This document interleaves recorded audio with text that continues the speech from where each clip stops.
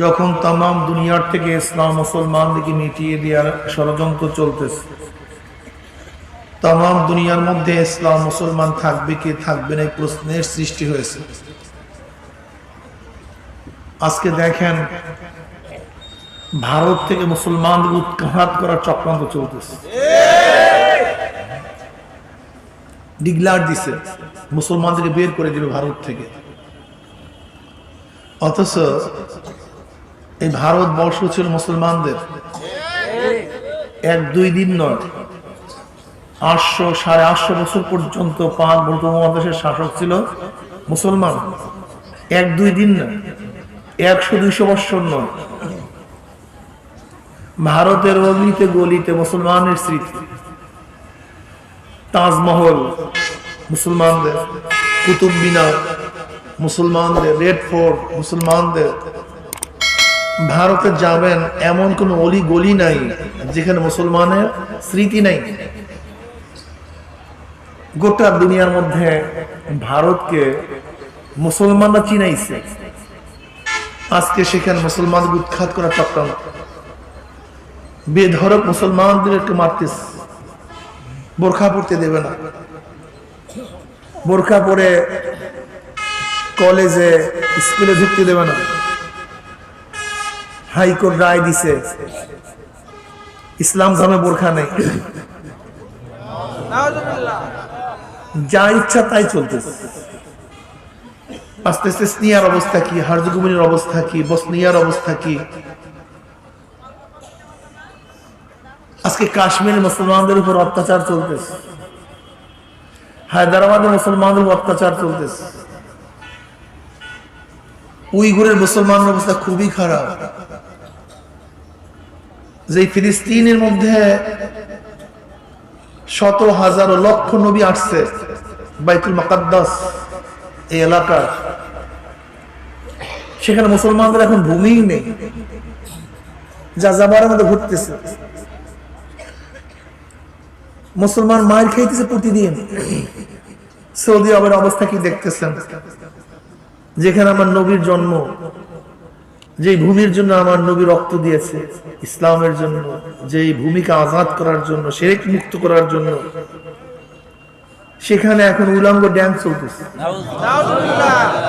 ইহুদিদের বাচ্চা, ইহুদিদের অনুসারীরা সেখানে আধিপত্য বিস্তার করছে।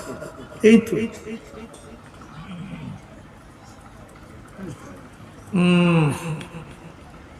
আজকে আমাদের বাংলাদেশে দারুইনের থিওরি পড়া হচ্ছে। দারুইনের থিওরি 8ম থেকে শুরু করছে সমাজ বিজ্ঞানের মধ্যে। দারুইনের থিওরি পড়ছেন না আপনারা? যারা 8মে পড়েন, 9মে পড়েন, দারুইনের থিওরি পড়ো না তোমরা? কি 8মের ছেলেরা আসো না? 9মের ছেলেরা কি ছাত্ররা নাই তোমরা? সমাজ বিজ্ঞানের মধ্যে বিবর্তনবাদ, বিবর্তনবাদ, বিবর্তনবাদ। আমাদের বিশ্বাস, ঈমান কি? আমাদের স্রষ্টাকে, প্রথম মানুষ কাকে সৃষ্টি করছে? কথা বলেন না কেন? আদম আলাইহিস সালামকে। আর দারুইনের থিওরি কি? মানুষ মানুষ থেকে না, মানুষের অরিজিন কি, মূল কি? দারুইন বলতে চায় সূর্যের এক খণ্ডের থেকে পানির সৃষ্টি, পানির ঢেউয়ের মধ্যে ফেনার সৃষ্টি, ফেনার মধ্যে পোকার সৃষ্টি, পোকার থেকে বিবর্তন হয়ে ব্যাঙের সৃষ্টি, ব্যাঙ বিবর্তন হয়ে পরিবর্তন হয়ে বানরের সৃষ্টি, বানর পরিবর্তন হয়ে ল্যাস পড়ে পশমে মানুষ হয়ে গেছে। আচ্ছা বলেন তো, মাত্র যে ছেলেটা মেয়েটা বড় হচ্ছে, মাত্র দুনিয়া সম্পর্কে জানা শুরু করছে, 8 বছরই তো সাধারণত বড় হয়ে ওঠে, 8-9 বছরই। এর আগে ছোটই থাকে। যখন ছাত্রছাত্রী মোটামুটি দুনিয়ার মধ্যে পদার্পণ করতেছে, দুনিয়া সম্পর্কে জানার চেষ্টা করতেছে, তখনই তার মাথার মধ্যে ঢুকানো হচ্ছে কি, যে মানুষ মানুষ থেকে না, মানুষকে সৃষ্টি আল্লাহ করে নেই, প্রাকৃতিক ভাবে, প্রাকৃতিক ভাবে মানুষ জন্মগ্রহণ করেছে। যদি এই একটা থিম, একটা থিওরি যদি মানুষের মাথার মধ্যে একবার ঢুকে, হাজারো মানুষের মধ্যে ঢুকছে, লক্ষ কোটি মানুষের মধ্যে ডারউইনের থিওরি ঢুকছে, কিন্তু ঢুকে নাই তা না, ঢুকছে, ঢুকাইতেছে। যদি কোন মুসলমানের মাথার মধ্যে শুধু এই থিমটা ঢুকে যে আমাদের স্রষ্টা আল্লাহ না, বাস আমরা মানুষ, মানুষ থেকে না, মানুষ জানোয়ারের থেকে, এতটুকু যদি ঢুকে, আমি যদি কোরআন ও হাদিস আপনাকে বাটিয়াই খাওয়াই, আর কোনো কাজ হবে? হ্যাঁ, কিন্তু আপনার মূলই তো বাস, আসল জায়গায় তো গলত। কেমন ব্যাপারটা? আমি যদি আজকে সারা রাত্র দেবীর প্রশংসা করি, কিসের প্রশংসা? দেবীর। ভাই এখন আর নাচানাচি করে নাই, এখন আর কুটা দেওয়ার দরকার নাই, আর দরকার নেই, একেবারে চুপচাপ সবাই বয়ান শোনেন, আর কেউ খেদমতের দরকার নেই, আপনার নিজেরা বয়ান শোনেন, একদম চুপচাপ, কেউ কথা বলেন না। আমি যদি আজকে সারা রাত্র দেবীর প্রশংসা করি, দেবীকে পূজা করলে এই লাভ, না করলে এই ক্ষতি, কালীকে পূজা করলে এই লাভ, কালীকে পূজা না করলে এই ক্ষতি, আমি যদি সারা রাত্র কালী, দেবী, লক্ষণ, লক্ষ্মীর ফজিলাত বয়ান করি, গুণকীর্তন করি, আগামীকাল কেউ কি কালী পূজা করবেন? দেবী পূজা করবেন? লক্ষ্মী পূজা? কেন? কারণটা কি? করবেন না কেন? কি নাই? জোরে বলেন, কি নাই? বিশ্বাস মূল, আসল, প্রথম, কাজ পরে। বিশ্বাস হয় আগে, বিশ্বাস হয়, কাজ হয়। বিশ্বাস থাকলে কাজ হয়, কাজ পাওয়া যায়, মানুষ কাজ করে। আর বিশ্বাস না থাকলে মানুষ কাজ করতে পারে না। জাল দিয়ে কি ধরা হয়? হ্যাঁ, আপনি মাঠের মধ্যে কি জাল মারবেন? কেন?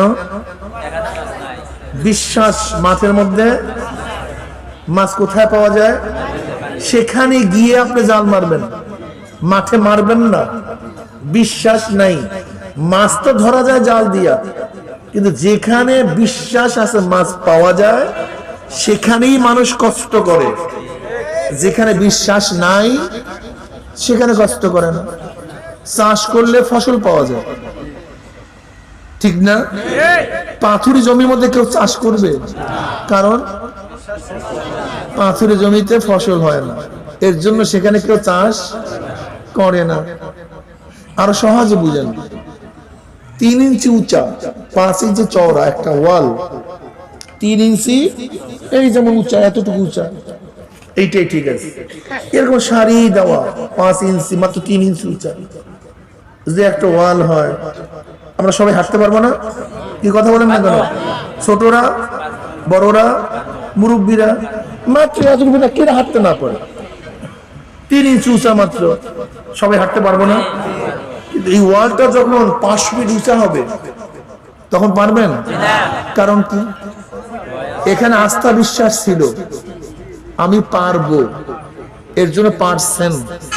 যখন 500 ফিট উঁচা হয়ে গেছে, আস্থা হারায় ফেলাইছেন, বিশ্বাস হারায় ফেলাইছেন, এখন আর। তা প্রথম ছিল বিশ্বাস, এরপর ছিল বিশ্বাস নাই, কাজ নাই। এই বিশ্বাসের নাম ঈমান। ঈমান থাকলে কাজ পাওয়া যায়, ঈমান না থাকলে কাজ পাওয়া যায় না। যেমন কালী দেবীর প্রশংসা করলো, পূজা করব না কেন? বিশ্বাস নাই। এখন কারোর যদি কোরআনের বিশ্বাস না থাকে, কোরআনের কথা মানবে? এইখানে মূল ব্যাপার। এখানে অনেকের কোরআনের বাণী শুনে কিন্তু মানে না, কারণটা কি? হ্যাঁ, এই আলহামদুলিল্লাহ বুঝছেন। কারোর যদি হাদিসের বিশ্বাস না থাকে মানবে? নবীর উপর বিশ্বাস না থাকলে আর মানবে না। তা ওদের মূল জানা আছে যে জ্ঞানীরা জানে সমস্ত কাজের প্রথম হয় বিশ্বাস। এরপরে হয় কাজ। বিশ্বাস অনুযায়ী মানুষের কাজ হয়। যেমন আপনি হঠাৎ আপনার বন্ধুর সামনে সাপ বের করছেন। কি বের করছেন? আপনার বন্ধু সাপ দেখে চিল্লান দিয়ে দৌড় দিয়েছে, আর আপনি হাসতেছেন। একই সাপ, দুইজনের মধ্যে দুই ধরনের তাসির, দুই ধরনের কাজ। একজনের চিল্লান দিয়ে দৌড় দিচ্ছে, আর একজনে। কারণটা কি? যার সামনে সাপ বের করা হয়েছে সে বুঝছে যে অরিজিনাল সাপ, আমাকে সবল দিল। তার বিশ্বাস ছিল অরিজিনাল, এর জন্য কাজও দৌড়। আর যে বের করছে সে জানে নকল, এটা অরিজিনাল সাপ না। হ্যাঁ, কথা বলেন। এর জন্য সে একই সাপ, দুইজনের মধ্যে দুই ধরনের কাজ। বিশ্বাস দুই ধরনের, কাজও ঠিক। কোরআন ও হাদিসের উপরে যাদের বিশ্বাস যেইভাবে, কাজও সেইভাবে। অনেকে বলেন না যে হুজুর নামাজ না পড়লে কি হবে, ঈমান আমার মজবুত আছে। কি নাই বের করলাম? রোজা না রাখলে কি হবে? ঈমান। পর্দা না করলে ঈমান। আসলে তুমি ভুল বুঝছো বাবা। তোমার ঈমান না থাকার কারণে তুমি নামাজ পড়ো না। তোমার ঈমান থাকলে তুমি জীবনে নামাজ কাজা করতেই পারতে না। চ্যালেঞ্জ। তোমার যে ঈমান থাকতো, তোমাকে আমি পিটে মাইরা ফেলাইতাম, নামাজ কাজা করতে পারতাম। কেন? কেন? যে দেখেন, আমি যদি আপনাকে বলি যে এই কাপের মধ্যে বিষ আছে, কি আছে, এবং হাই কোয়ালিটির বিষ, মারাত্মক, জিব্রা লাগবে তো কারবার শেষ। আধা কাপ বিষ তুমি পান করবে, তোমাকে 1 লক্ষ টাকা দেবো। এখানে কেউ আছেন বিষ পান করবেন? হ্যাঁ, ঠিক আছে। 5 লক্ষ, 1 কোটি, 5 কোটি, 100 কোটি। কেন করবো? কি টাকা দিয়ে? আমি মারা গেলে টাকা দিয়ে করবো। এই বিশ্বাস যে আমি মারা যাব, এই বিশ্বাস ইয়াকিন মজবুত থাকার কারণে 100 কোটি টাকা দিলেও, অথচ বিষ খেলেও মারা যাব, না খেলেও একদিন না একদিন, ঠিক না? অথচ জাহান্নামের আগুন যদি বলি যে জাহান্নামের আগুন তোমাকে খাইতে হবে, কেউ খেতে পারবেন? তা আমরা নামাজ না পড়লে তো জাহান্নামের আগুন খাওয়াই দেবে।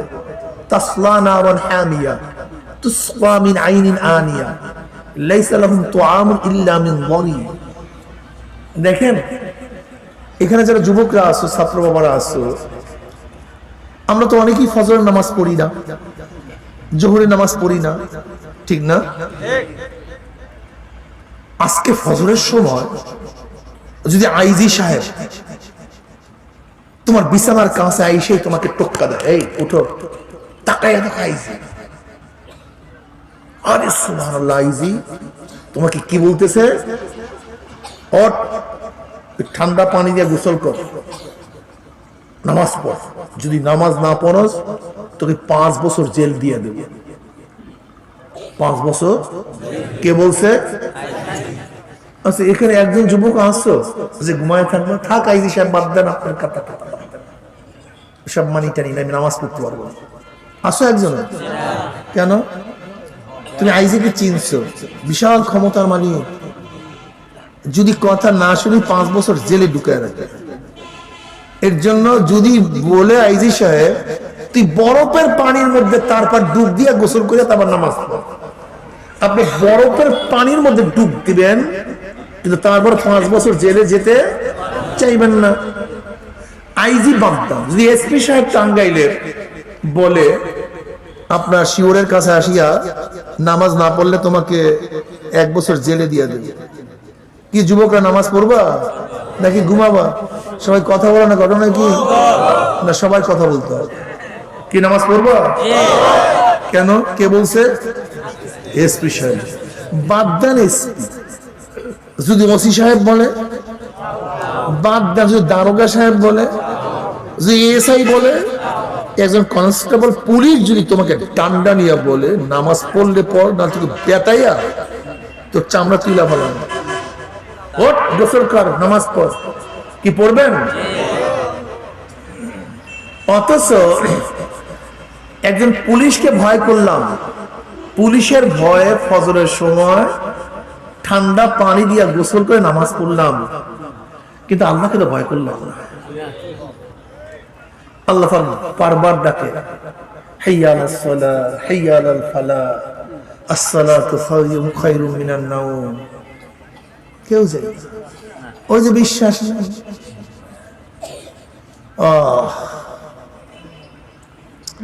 আচ্ছা বলেন তো, যদি কেউ বলতো যে তুমি যদি আজকে জোহরের নামাজ পড়ো তোমাকে আমি 1000 টাকা দেবো, সবাই পড়তেন কি পড়তেন না? 1 লক্ষ, 1 কোটি, 5 কোটি, আর সারাদিন নামাজের মধ্যে ব্যস্ত থাকতে। কি কথা ঠিক না? আসসালাতু মিফতাহুল জান্নাহ। আল্লাহ নবী কি বলেন? নামাজ হলো জান্নাতের চাবি।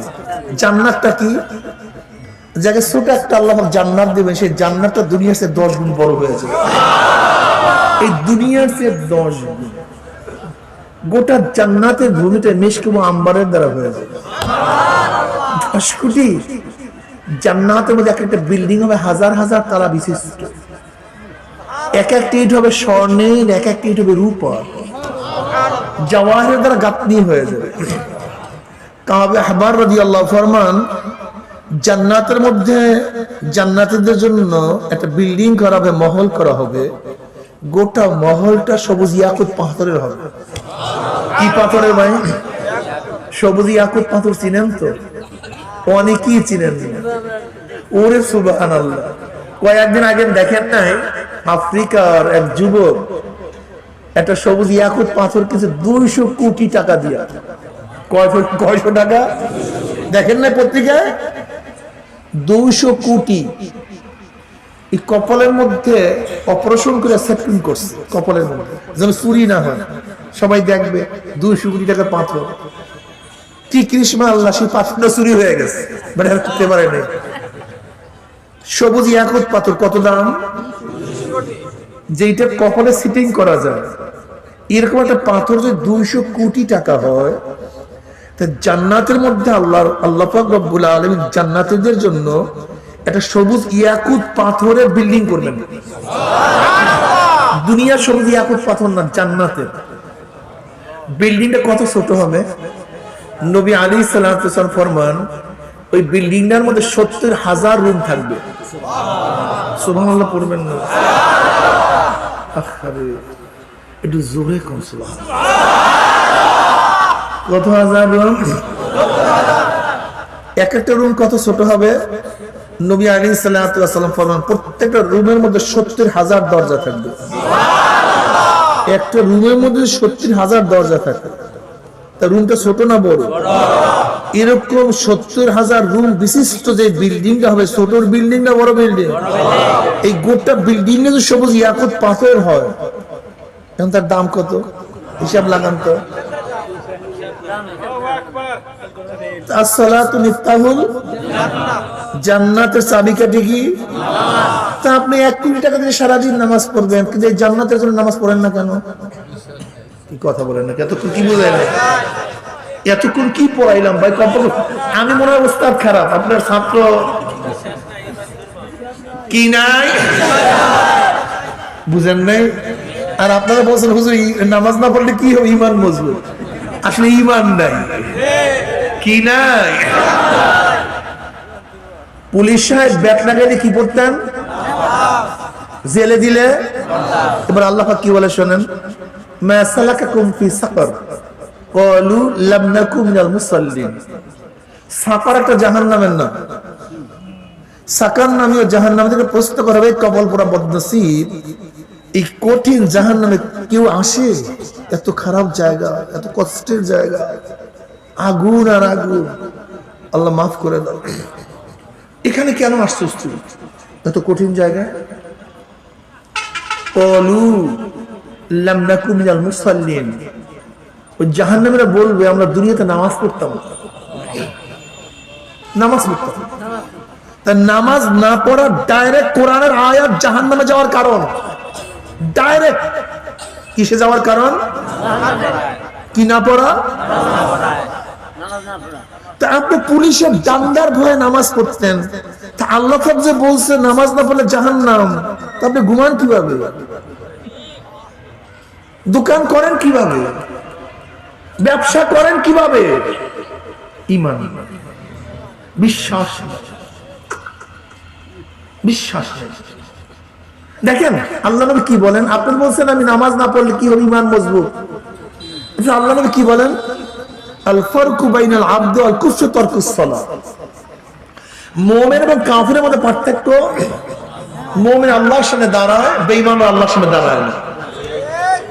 মুমিন আল্লাহর সামনে নত হয়ে রুকু করে, বেঈমান রুকু করে না।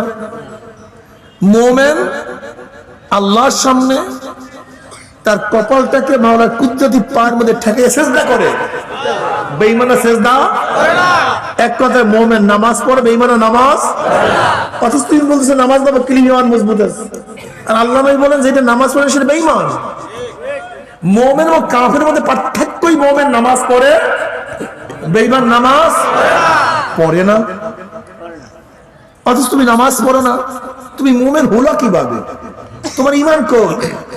না, আমি আইফিকে ভয় করি না। আল্লাহ পাক কি বলছেন? ওয়ালা তাখশাউন নাস ওয়াখশাউনি, তোরা মানুষকে ভয় করিস না, আমাকে ভয় কর। আল্লাহ পাক কি বলছেন? ওয়ালা তাখাফুহুম ওয়াখাফুনি ইন কুনতুম মুমিনিন, তোমার পুলিশকে ভয় করিও না, দারোগাকে ভয় করিও না, ওসি কে ভয় করিও না, এসপি কে না, আইজি কে না, এমপি কে না, মিনিস্টার কে না, আমেরিকা, রাশিয়া, লন্ডন, কাউকে ভয় করিও না। অখাফুনি, আমাকেই ভয় করো, ইন কুনতুম মুমিনিন, যদি তোমরা মুমিন হয়ে থাকো। আইজির ভয়ে যদি নামাজ পড়তে পারি, তাহলে আজকে থেকে নিয়াত করলাম আমি মাওলার ভয়ে নামাজ কাজা করব না ইনশাআল্লাহ। কি রাজি আছেন ইনশাআল্লাহ? আজকে থেকে নিয়াত করো, নিয়াত করো। নিয়াতুল মুমিন খায়রুম মিন আমালিহি, মুমিনের নিয়াত তার আমলের চেয়ে দামি। তার আমলের চেয়েও কি মুমিনের নিয়াত? আজকে যদি পাকা পক্ত নিয়াত করতে পারেন, হুজুর নিয়াত করলাম, আজকে থেকে নিয়াত করলাম জীবন যাক আর থাক, ব্যবসা থাকুক অথবা যাক, সব কিছু বাদ, আজকে থেকে 5 ওয়াক্ত নামাজ আর কাজা করবো না ইনশাআল্লাহ। কি ছাত্র বাবারা রাজি আছে ইনশাআল্লাহ? মুরব্বীরা রাজি নাই, গরিবরা রাজি নাই না। আজকে থেকে নিয়াত করছি, আজ বিজাজম পাকা পক্ত নিয়াত করছি, আজকে থেকে নামাজ আর কাজা করবো না ইনশাআল্লাহ। কে কে নিয়াত করে 2 হাত ধরে নারায়ে তাকবীর, নারায়ে তাকবীর। আল্লাহ আমাদের সবাইকে কবুল করেন।